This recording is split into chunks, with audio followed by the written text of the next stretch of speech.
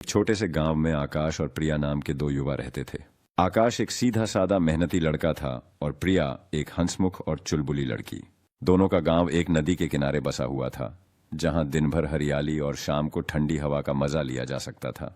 आकाश और प्रिया बचपन के दोस्त थे। दोनों का साथ ऐसा था जैसे दो फूल एक ही शाख पर खिले हों।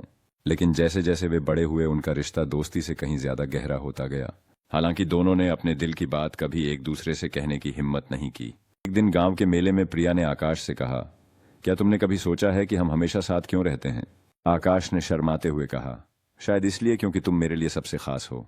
यह सुनकर प्रिया मुस्कुराई और बोली, और तुम मेरे लिए सबसे खास हो। उनकी यह बात सुनते ही दोनों की आंखें मिल गईं और एक पल के लिए समय जैसे थम गया। तभी गांव के बाकी लोग उन्हें ढूंढते हुए वहां आ पहुंचे और उनकी बातचीत अधूरी रह गई।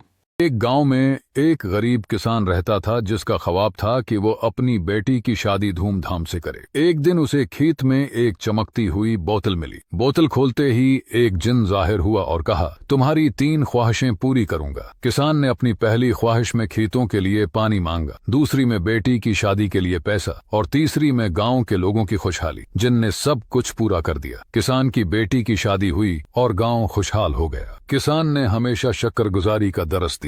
एक बार की बात है, एक राजकुमारी थी जो बहुत गरीब थी। उसके कपड़े पुराने और फटे हुए थे, लेकिन वह बेहद खूबसूरत और बहुत बुद्धिमान थी।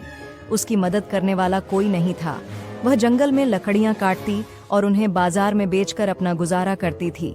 एक दिन जब वह लकड़ियां काट रही थी, तो एक पेड़ के अंदर से चमकते हुए पत्थर निकले।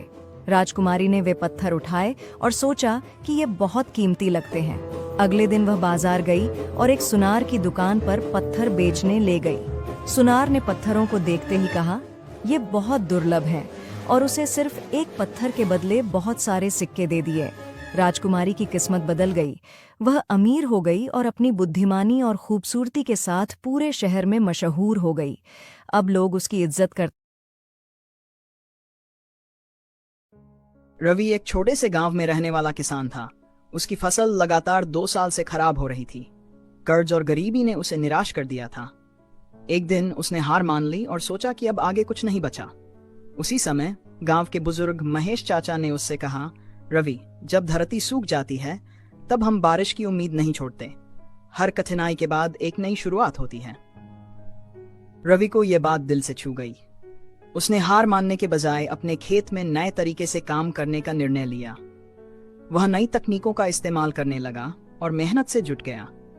धीरे धीरे उसकी फसल फिर से हरी भरी होने लगी। कुछ ही महीनों में उसने एक शानदार फसल तैयार की। रवि ने सीखा कि हार मान लेना कभी हल नहीं होता। असफलताएं हमें मजबूत बनाने के लिए होती हैं और हर मुश्किल के बाद एक नई शुरुआत होती है।